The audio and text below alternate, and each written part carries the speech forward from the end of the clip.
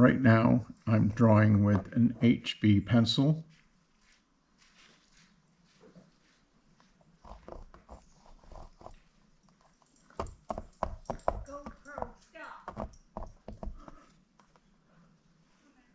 I would normally not draw with a pencil because it's full of pigment. Well, graphite is a pigment, and so I wouldn't want that interfering with the color. I have put down a base coat of yellow ochre and white, and you can see it's very little yellow ochre, and this is white canvas up here and down at the bottom, and so it's just a hint of that color. And so once I've finished this drawing will survive to the final painting, because I'm going to top coat this with a clear medium, which I'm going to spray on after this drawing is done, and that's going to seal this drawing in. And then I'm going to use glazes to give this shape and form.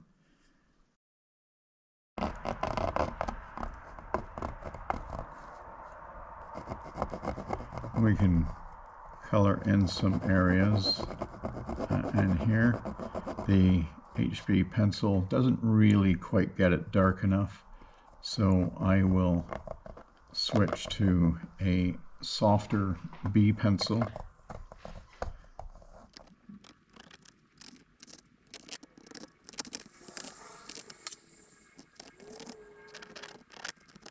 Where I'm drawing right now is likely going to be behind trees, so I'm still drawing in there, but it's just so that I have some lines if I choose to alter that tree so it's not covering quite as much.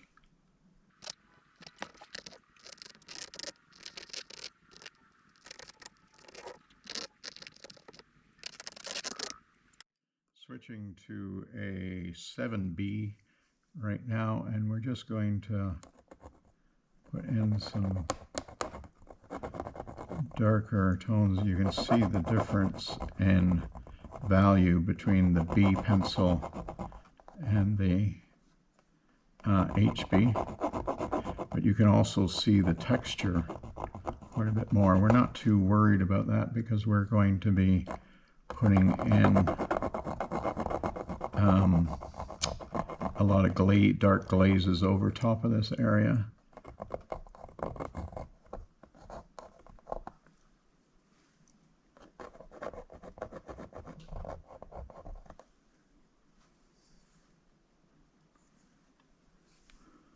I'm going to switch back to the HB and do a little bit more. You can see in the reference that there's a lot of darks in this upper part, but I'm not going to put those in with the pencil. I'm going to keep that all for the glazes when I start coming down.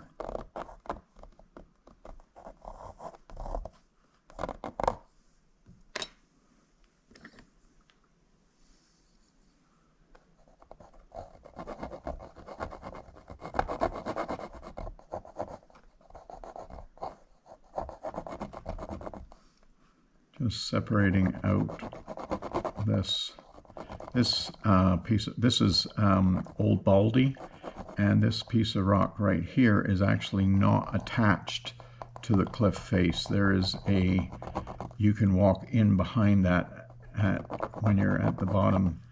It's like a flower pot that you might see on Flower Pot Island. Only this is one heck of a... This piece is also not attached. It's calved away but still standing. A lot of times when a piece like this calves away from the main escarpment, it tumbles and falls down, but every once in a while the rock at its base is strong enough that it supports the weight.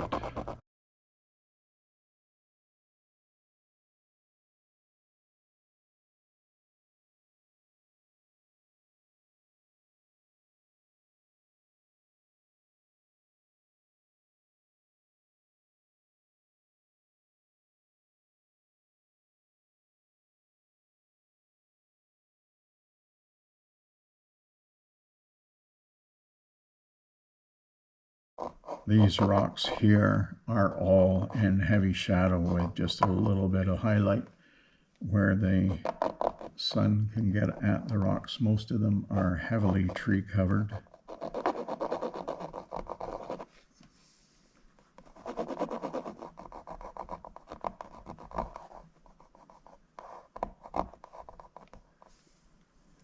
Gotta be careful not to move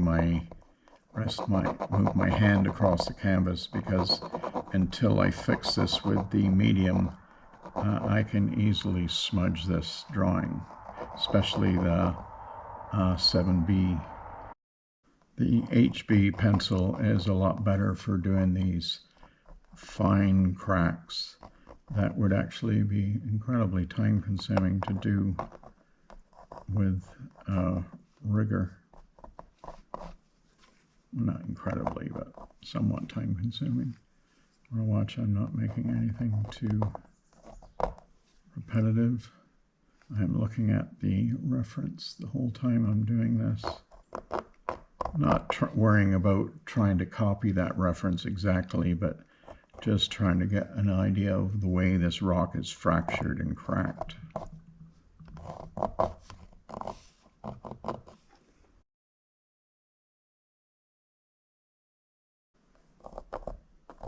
Just going to darken this line up a little bit, because this line is where it goes from shadow to light.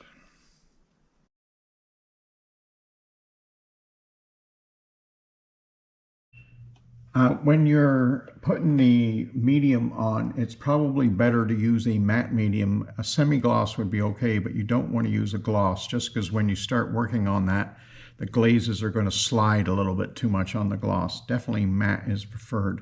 So you can use these much cheaper spray bottles, but they don't seem to give as much of a mist.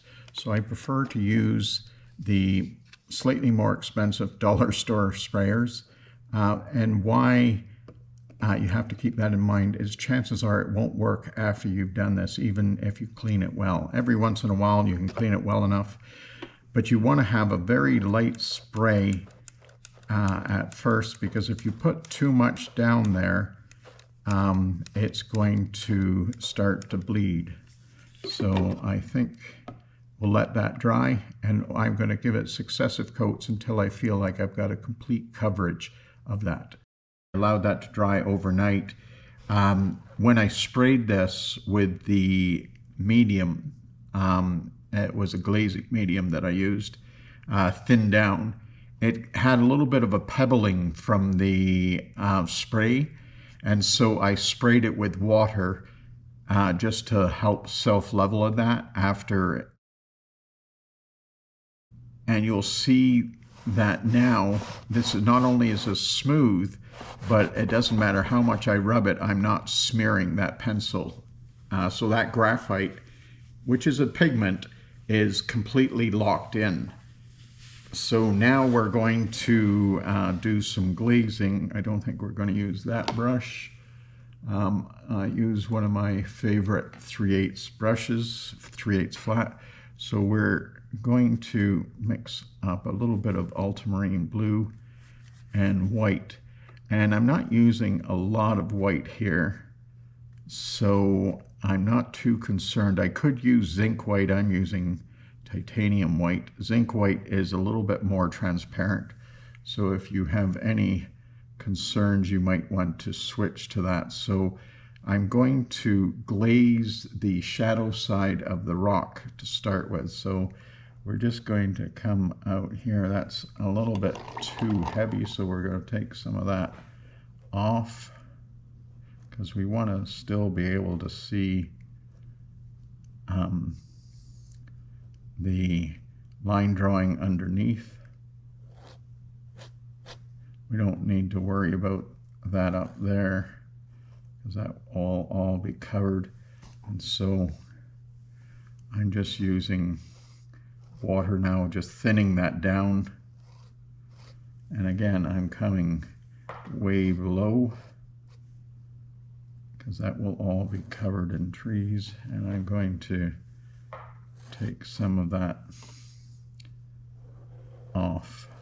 Now you can see that it's pooling a little bit in the texture, and so we can take a dry brush and we can softly pull that out of that texture, and it's sort of taking some of that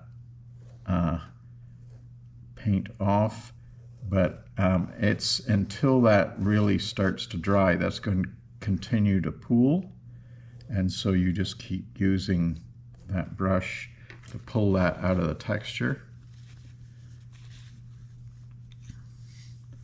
This is all going to not make a big difference over here because we're going to be putting a much darker glaze over this portion of the painting once we get that.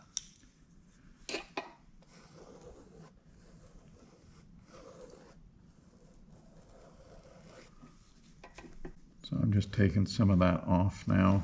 I'm going to put, I think I'm going to actually, we're going to be putting dark glaze on this side as well. So this is,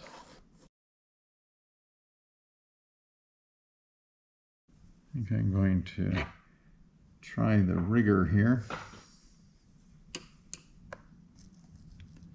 And these are just, we're just going to hit some of these sort of much smaller shadow areas.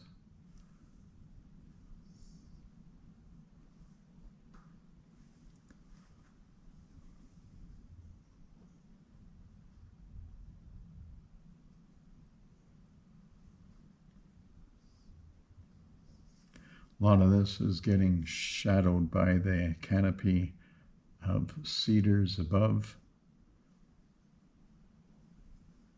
What's interesting about the escarpment is that it's mostly cedars that live on the edge. In fact, some of them that are growing out of the cliff face are some of the oldest trees in Ontario, aging as high as 1700 years. And it was quite a surprise. It was only relatively recently discovered, but they're so slow growing and they escape fires and logging and whatnot just by being in very awkward places to get to. Not that they would make great trees, because these are real gnarly cedars that have managed to survive through the ages.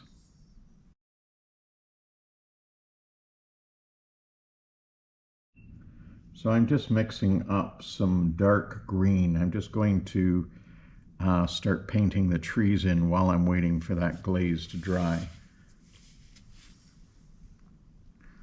So I'll start at the top, and we're starting with the dark first. This is just sort of to define where the main shadows are. It's not going to look much like a tree here at first. That blue is just about, you can see when blue's been down on the palette too long, it starts to congeal, but we can still make that work because we're too lazy or too thrifty to change. So we're going to take this. This is the shadow that we'll be putting the lighter green on top of. Doesn't look like much at the moment. I never know, it might not look much like much when I'm done, but we're hoping.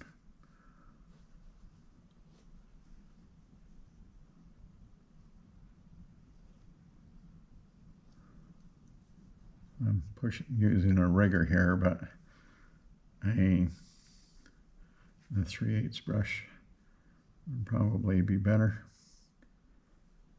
But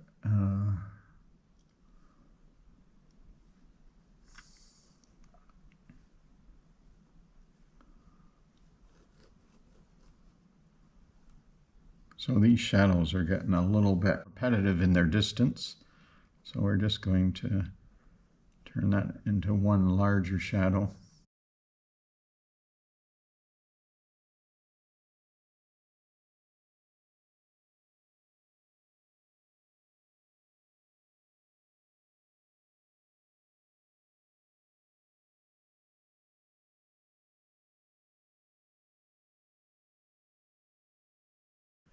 give that a little bit more saturation. Cedar trees are not exactly a bright green tree. We're going to be bringing this down into the rock, but I think we'll be waiting a little bit longer for that. Now, I'm not worried too much about developing the top edges of these because I will be negative painting sky down into that. So this, we're really just blocking in the colors here.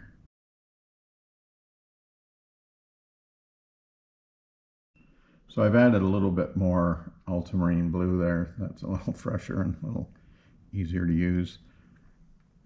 Sometimes my own thriftiness works against me. But we're taking a little bit more time with these trees down here because we're not going to be painting negatively into them. Not going to get into too much fine detail. We just don't want to overpaint the cliff face and have to come back and restore. I mean, there's nothing that we can't come back and restore if we have to, but it's a little bit better if we don't have to do that.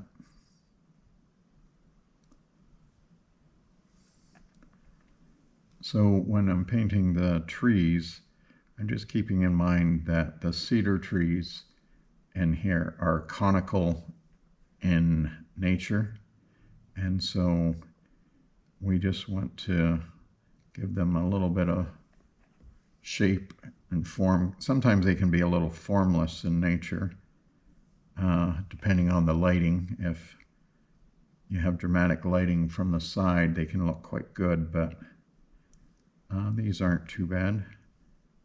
It's a nice sunny day with some light coming from the side.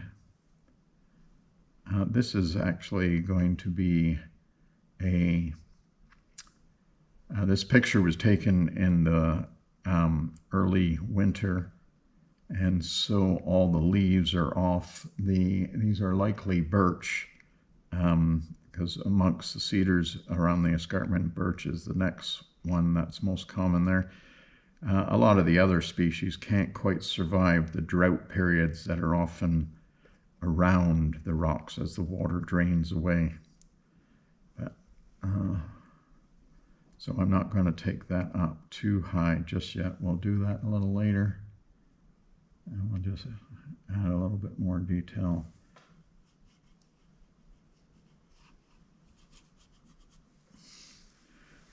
Okay, so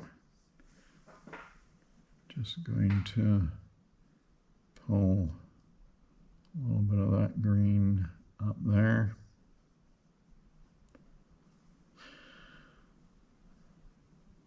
We're going to be adding a fair number of different greens yet. Lighter, but this is really just to block some of the colors down. One of the things that you'll notice is that as I've added, even though these are fairly nondescript trees, they have done a lot for saying rock. It's often when you're looking for the udder in something like rock, it's not always the rock itself, it's the things that surround it. One expects to see rock around trees as opposed to beach balls or something like that. GoPro, stop recording.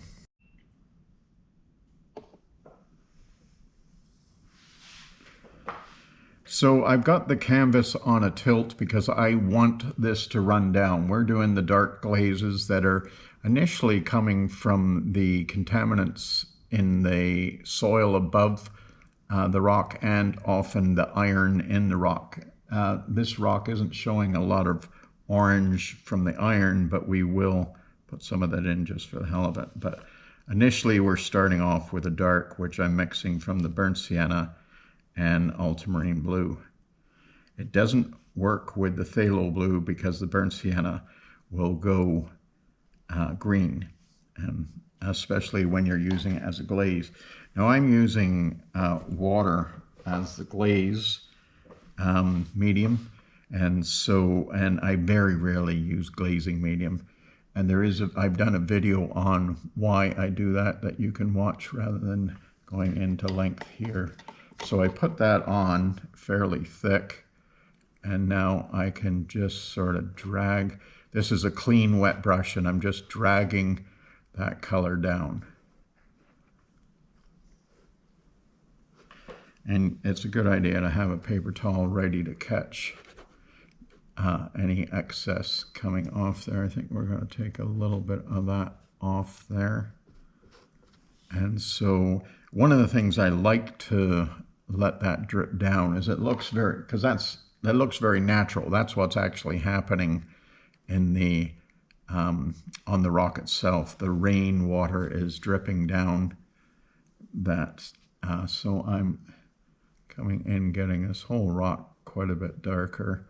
So the dark pencil marks that I was putting in with the 7B pencil really are starting to fill in and look a little bit more natural.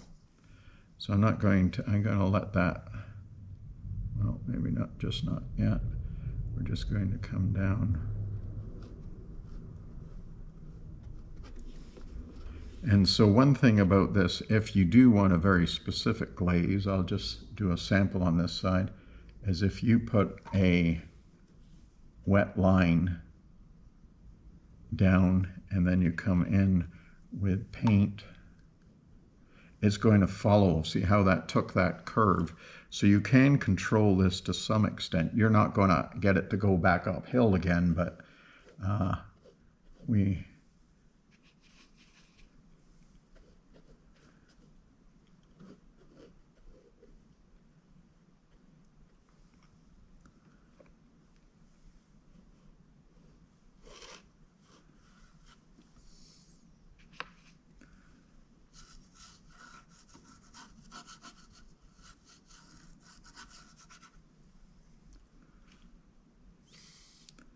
mix up a little bit more of that. I might actually have to break down and put some more ultramarine down.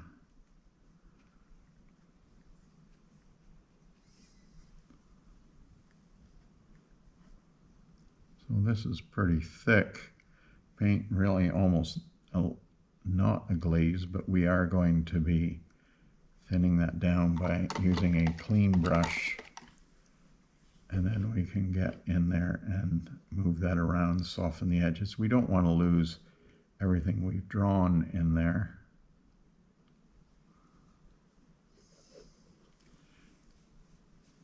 I think I'm just going to expose.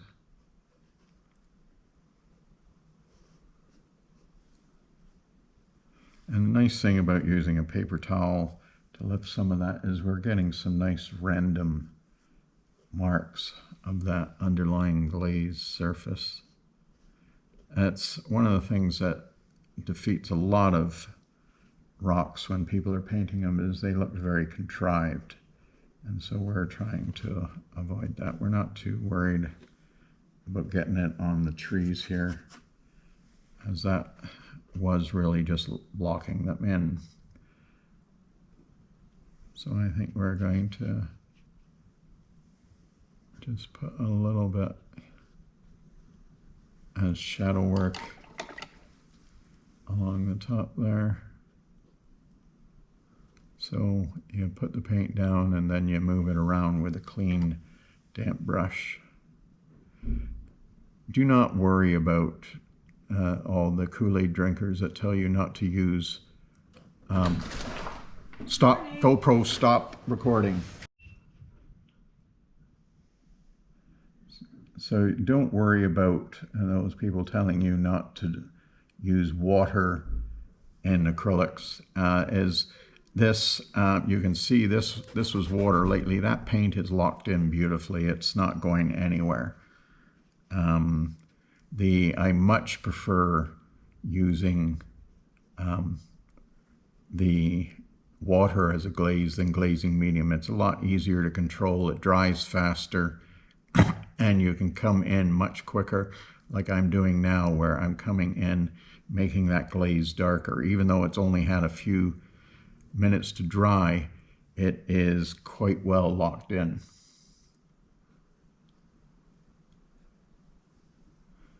And so this is using acrylics, very much like you might work in watercolor. Only thing is, when this dries, it's not going anywhere. You don't have to put glass in front of it, or it's completely locked in. And if you're just a worrywart by nature, you can always top coat this with a clear medium, and like I did with the graphite pencil marks, lock that right into the canvas so that it's never going anywhere.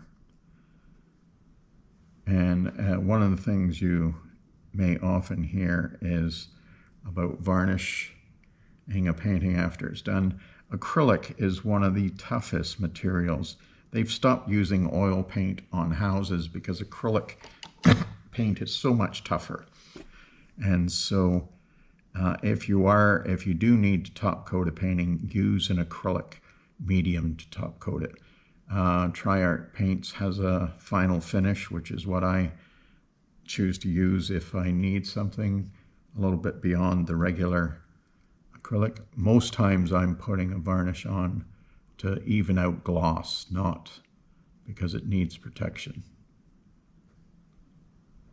With oil paint, it's not a matter of,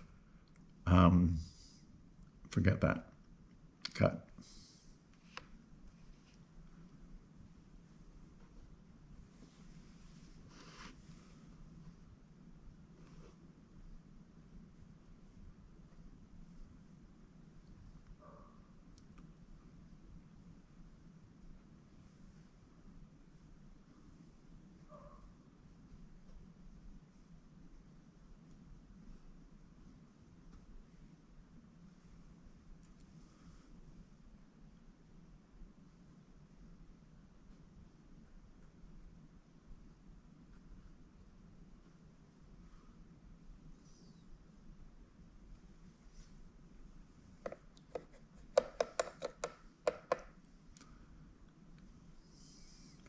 Going to switch to a #1 rigger, and we're just going to do some of the finer details. I think I might mix up a little bit more of paint first, though.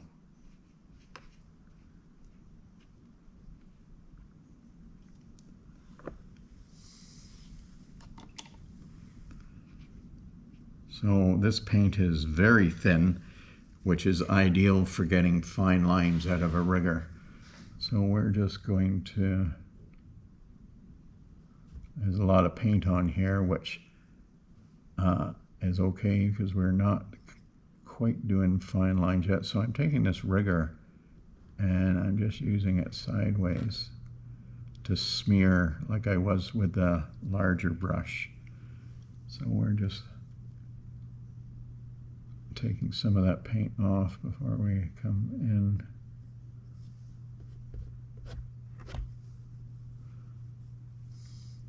And the one thing I like about doing this is you really want to be fairly random with this, so it's not something, I guess I always get a little bit bored if I have to do something super precise. I like the freewheeling feel of just random marks. So what I'm doing now is I've taken all the paint off of that brush, and so I'm just going, there's a puddle of paint there, and I'm just pulling out from that puddle of paint.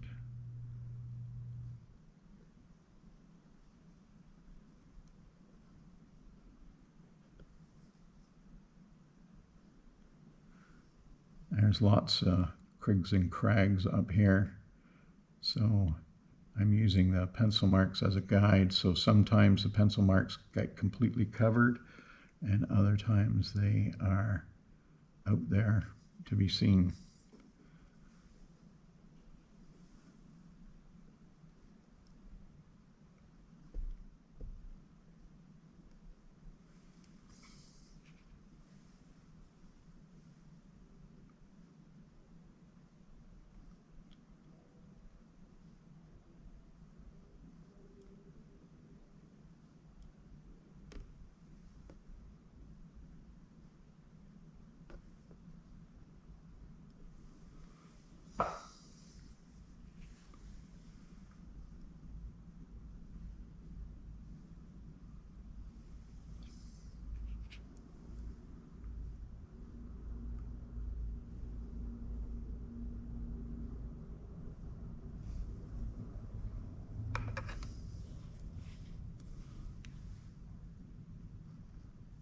So using the brush sideways just to pull that paint down.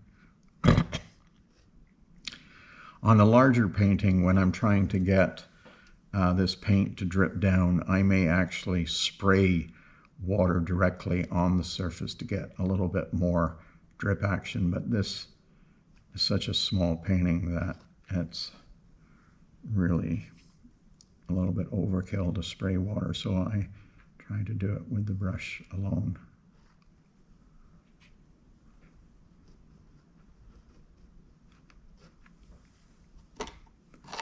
And the nice thing, if you don't like what you've done, you can always just go in and wipe it off.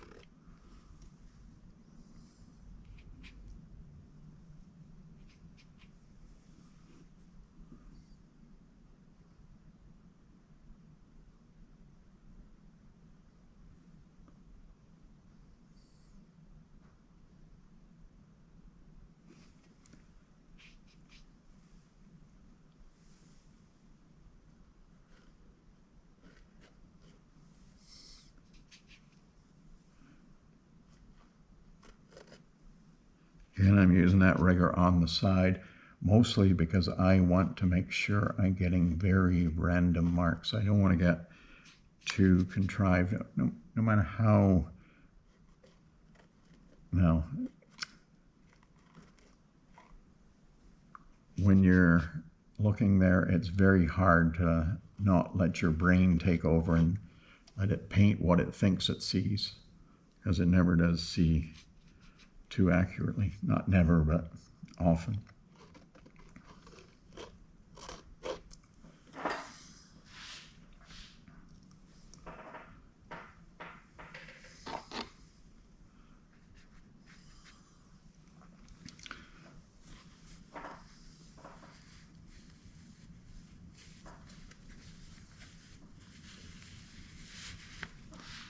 Just rolling my sleeve up there.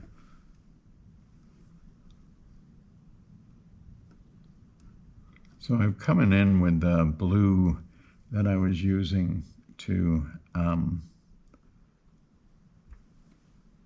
do the larger shadows, and I'm just doing a little bit of detail in this side. This is a very fractured piece of escarpment on this side. And one of the things that typically I do err on trying to have horizontal marks, but this is a limestone cliff made up of tiny sea creatures over millions of years. The age of the escarpment ranges from about 900 million years to, I don't know, maybe a million years, maybe a couple million. So this is some of the earliest stuff was formed before there were creatures on land, and it went right through the Jurassic with those super huge dinosaurs walking around. So, but it built up in layers, as because the central part of North America was an inland sea. And so these layers often cause the rock to fracture that way, but the very top has had magnesium penetrate into the rock, which makes the rock a lot more solid, which is why we don't get quite as much layering in some of the top. In fact, if you didn't have this, it's called dolomite once it's been magnesiumized. I don't know what the right term there is, but it's that gives us the waterfalls. We have 17, I think, waterfalls around this area. You need the hard cap rock at the top to create a waterfalls, and the softer rock underneath.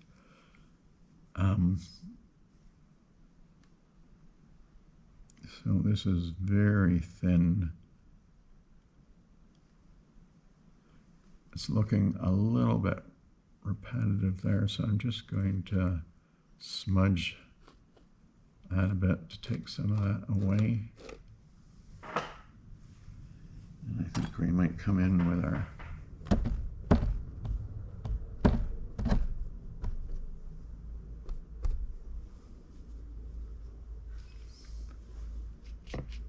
I'm going to get into a slightly darker color to do some of these crigs and crags down the bottom.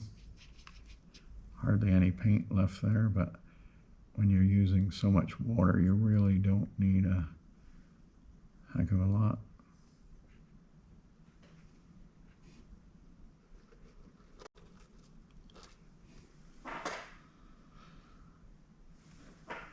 Okay. I'm just going to come and do this again. I don't think we got enough run down there.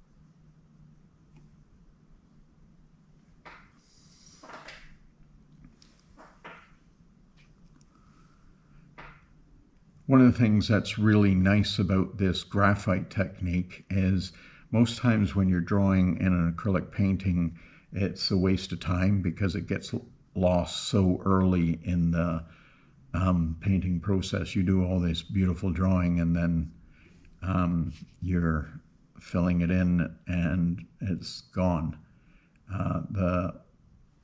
I really don't like if you start coloring in.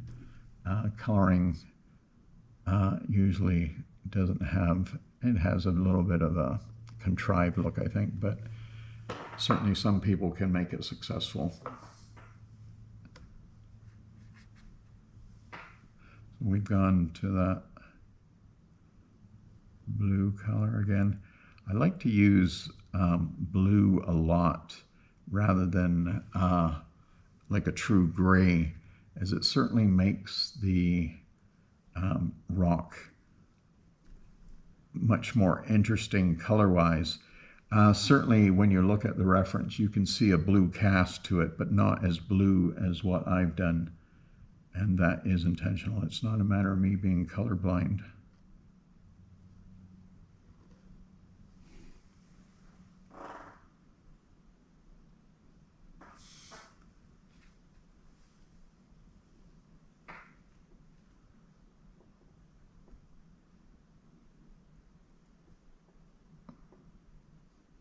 So there's lots of microchips and cracks through this lit area.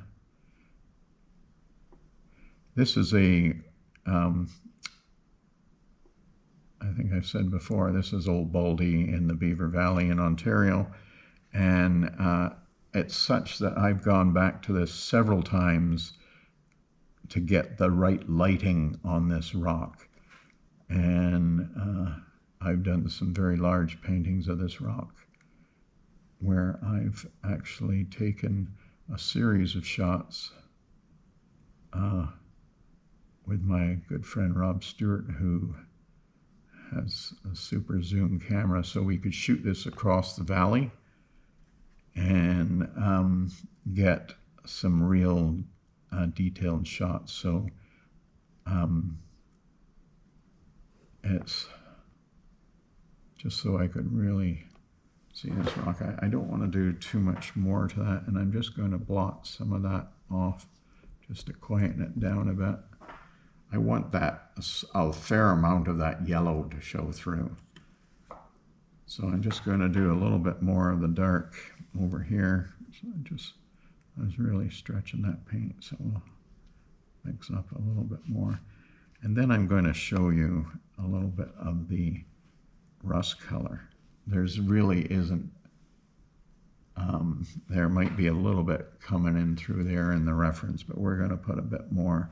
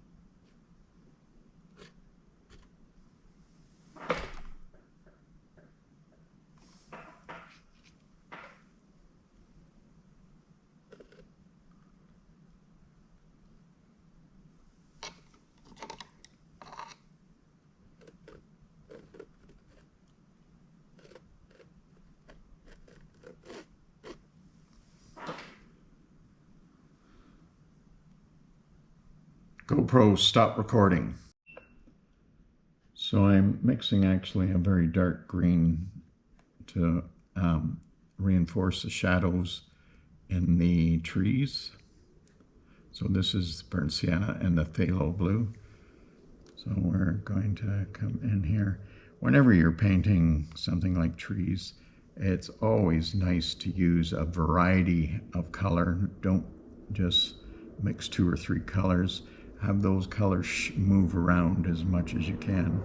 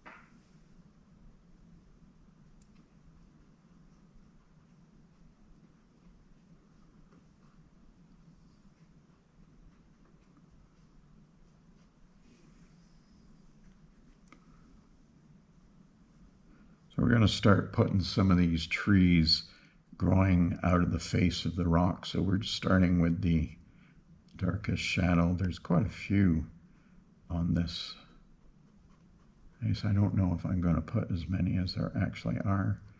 They are a very tough tree. These are eastern white cedar. Certainly don't get to the size of the western cedars or anywhere near the size of those trees. But they make up for it in toughness.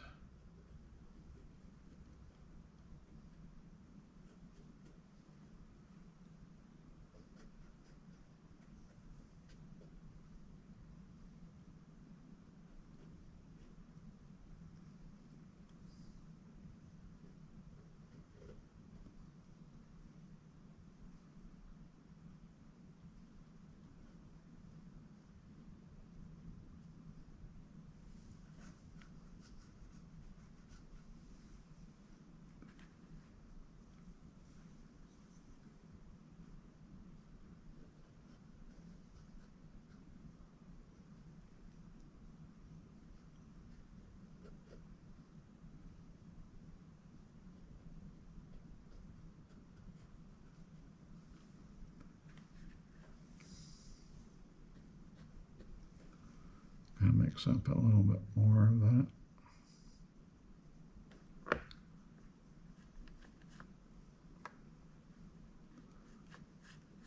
You can get a number of different greens by just changing the percentage of burnt sienna to phthalo blue. In this particular case, you don't really see much of the difference because it's so dark. It actually makes a lovely black, which is these really are damn close to black. So we're just going to indicate a couple of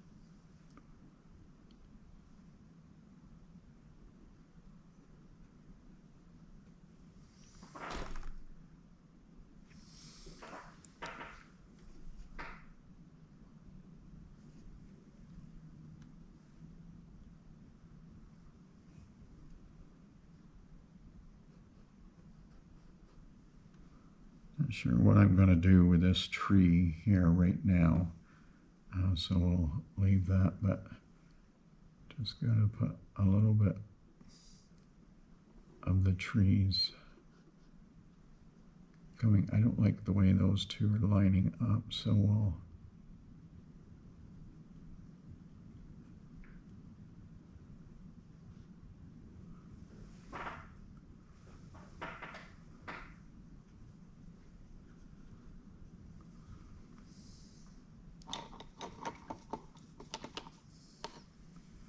we're going to come in and get quite a bit lighter.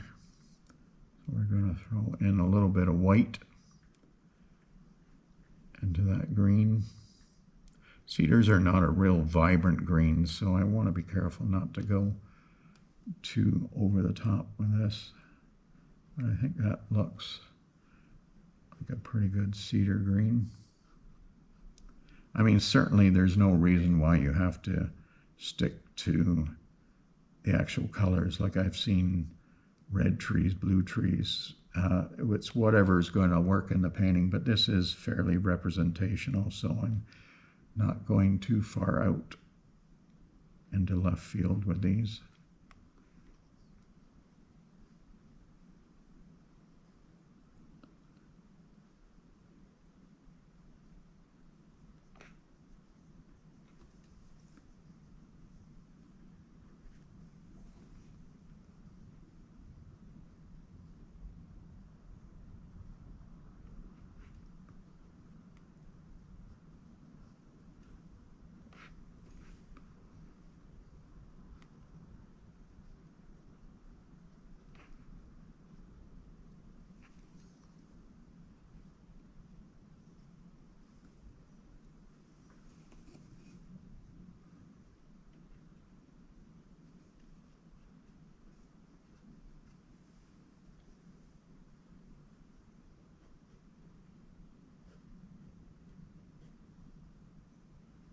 And a little bit of the darker paint that's still wet, and so that's sort of good because it's giving me additional colors without having to work for it. I love not having to work for something.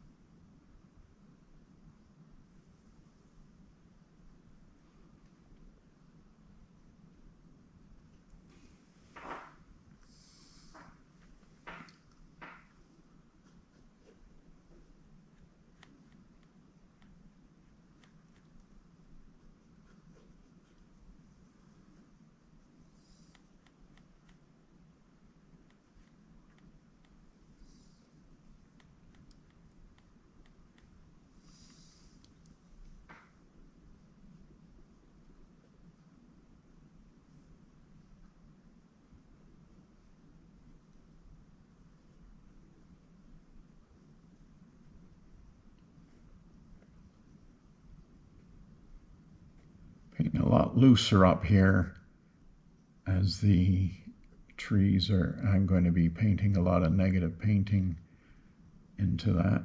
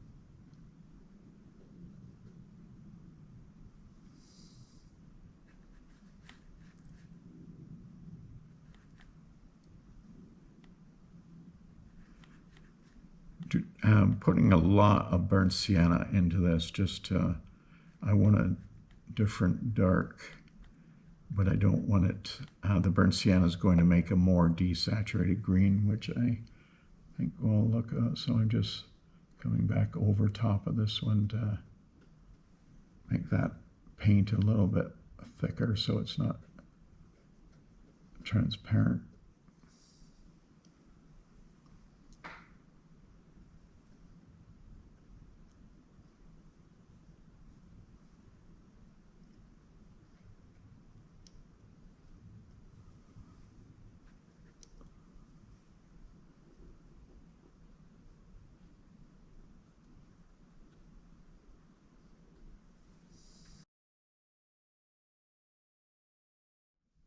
Okay, I've turned the painting upside down just to put the sky a little bit closer to me. I'm just going to paint negatively in the sky. So the sky color, I think we're going to use mostly a phthalo blue. In fact, I think we'll probably just use entirely a phthalo blue. So, and that's to pick up the phthalo blue that we've used in the rock shadows. So I think we just need to mix up a little bit more. I'll just show you how reckless I can be with using lots of paint. So as the phrase goes, that looks about the right value, but it's going to dry darker, so we're going to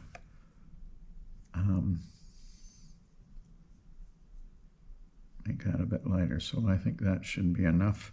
So we're going to use the very small rigger to do the finer work, but we're going to do the broad strokes with this 3/8 brush. And I'm using up the paint on the brush.